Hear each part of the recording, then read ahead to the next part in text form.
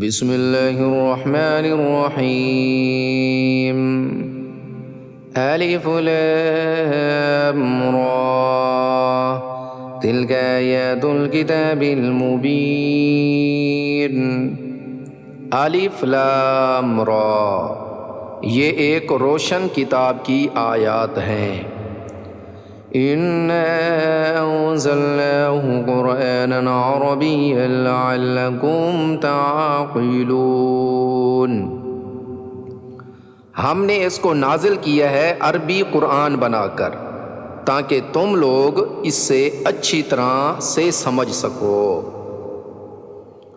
نحن نقص عليك أحسن القصص بما أوحينا إليك هذا القرآن وَإِن كُنتَ مِن قَبْلِهِ لَمِنَ الْغَافِلِينَ۔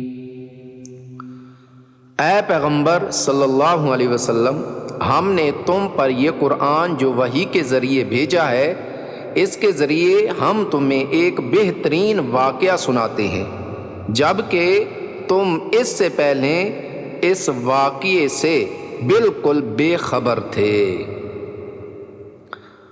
اِذْ قَالَ يُوسُفُ لِأَبِيهِ يَا أَبَتِ إِنِّي رَأَيْتُ أَحَدَ عَشَرَ كَوْكَبًا وَالشَّمْسَ وَالْقَمَرَ رَأَيْتُهُمْ لِي سَاجِدِينَ۔ یہ اس وقت کی بات ہے جب یوسف علیہ السلام نے اپنے والد یعقوب علیہ السلام سے کہا تھا کہ ابا جان، میں نے خواب میں 11 ستاروں اور سورج اور چاند کو دیکھا ہے، میں نے دیکھا ہے کہ یہ سب مجھے سجدہ کر رہے ہیں۔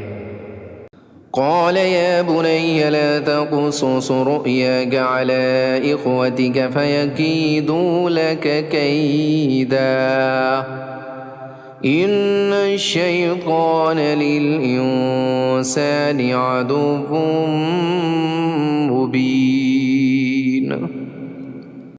یعقوب علیہ السلام نے فرمایا، بیٹا، اپنا یہ خواب اپنے بھائیوں کو نہ بتانا، کہیں ایسا نہ ہو کہ وہ تمہارے لیے کوئی سازش تیار کرے، کیونکہ شیطان انسان کا کھلا دشمن ہے۔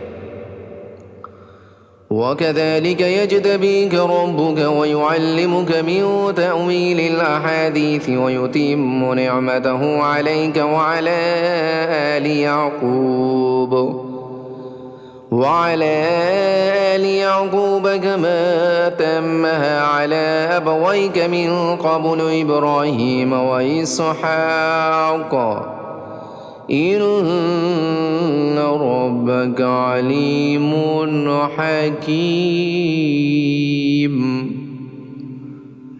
اور اسی طرح تمہارا پروردگار تمہیں نبوت کے لیے منتخب کرے گا اور تمہیں تمام باتوں کا صحیح مطلب نکالنا سکھائے گا، جس میں خوابوں کی تعبیر کا علم بھی داخل ہے، اور تم پر اور یعقوب علیہ السلام کی اولاد پر اپنی نعمت اسی طرح پوری کرے گا جیسے اس نے اس سے پہلے تمہارے دادا پردادا ابراہیم علیہ السلام اور اسحاق علیہ السلام پر پوری کی تھی۔